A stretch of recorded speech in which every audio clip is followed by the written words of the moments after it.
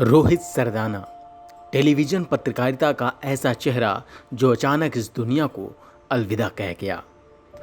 खबर पर किसी को विश्वास नहीं हुआ। रोहित सरदाना का व्यक्तित्व हंसमुख, मस्त मौला और दूसरों की मदद के लिए हाथ आगे बढ़ाने वाला रहा।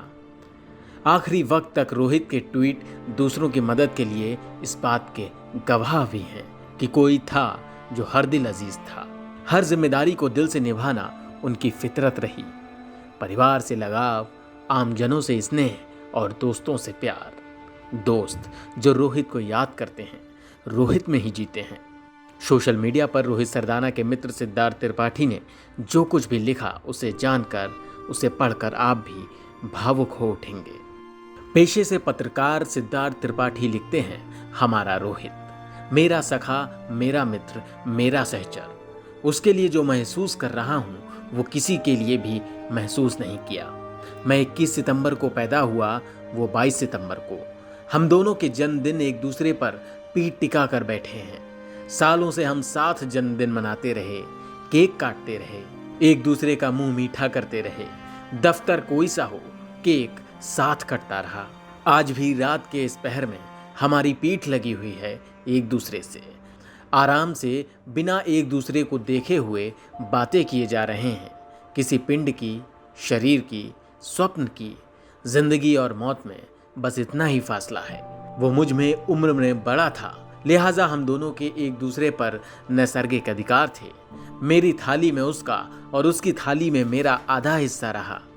मेरे घर की गर्म चाय उसे पिलाकर उसे अपने शो के लिए भेजा करता था हर रोज। एक दूसरे की मौजूदगी हमें शांति देती थी। आमने सामने बैठकर खाना खा रहे हैं, इधर उधर की बातें कर रहे हैं और फिर अचानक शांत। एक दूसरे के आसपास मौजूद होने में ही मस्त। जब रोहित नहीं आता था तो उस दिन मेरा लंच घर वापस जाता था। बाद में इसे लगातार होता देख पत्नी ने मेन्यू को एडजस्ट करके इतना कर दिया कि अब मैं जब भूख से मरने लगूं तो फॉयल में लिपटी हुई रसद खा लूं और जीवित घर वापस आ जाऊं। दफ्तर में रोहित के बिना निवाले, ताला लगे हुए किसी अंधेरे घर जैसे लगते थे। शायद लंबे वक्त तक लगते रहेंगे। हम दुनिया के किसी कोने में हों, हर छोटी छोटी बात पर एक दूसरे को याद जरूर करते थे। कई बार अपने निवाले की फोटो खींचकर एक दूसरे को भेजते थे। साथ घूमने जाते थे, साथ पार्टी करते थे। रोज एक दूसरे के साथ बैठकर भविष्य को बुनते थे। कोरोना पॉजिटिव होने के बाद वो नहीं आया तो मैं भी दफ्तर में खाना नहीं खा पाया। उसके शरीर के जाने के बाद जो पहला निवाला मेरे शरीर में गया उसमें खुद रोहित की सांत्वना थी, मानो उसने ही मेरे मुंह में डाल दिया हो और कहे कि अब खा ले, खाना वेस्ट नहीं करते, तेरे लिए स्पेशल बनवा कर लाया हूँ। कोई बात नहीं, मैं दूर नहीं हूँ त्रिपाठी, मुझे तुझसे कोई अलग नहीं कर सकता। लोग रोहित सरदाना को पहचानते हैं, मैं रोहित को जानता हूँ और जिस रोहित को मैं जानता हूँ उससे आपका परिचय एक बार में करवाना मुश्किल है। उसे समर्पित एक पूरा डिजिटल मेमोयर धीरे धीरे लिखूंगा। एक सहचर और लेखक होने के नाते ये तो मेरे बस में है। जिन लोगों ने रोहित को समग्रता में जाना नहीं, उनका कोई अधिकार नहीं है कि वो उसका मूल्यांकन करें। रोहित के शरीर की विदाई पर आहत हूँ। मेरा ब्लड प्रेशर बढ़ गया है, पैनिक अटैक आ रहे हैं। अचानक हाथों में झंझनाहट होने लगती है, पैर कांपने लगते हैं, सुन्न हो जाता हूँ, आंसू बहने लगते हैं और सांस लेना भी भारी हो जाता है। लोक व्यवहार में इस दर्द को मेरा स्वार्थ भी कहा जा सकता है, लेकिन सच ये है कि मर्दों को दर्द होता है और मुझे दर्द की दीवार के पीछे खुद को चुन देना नहीं आता। रोहित मुझे ऐसी हालत में देखता तो गाड़ी स्टार्ट करके आ जाता और कहता, साले पागल हो गया है क्या तू।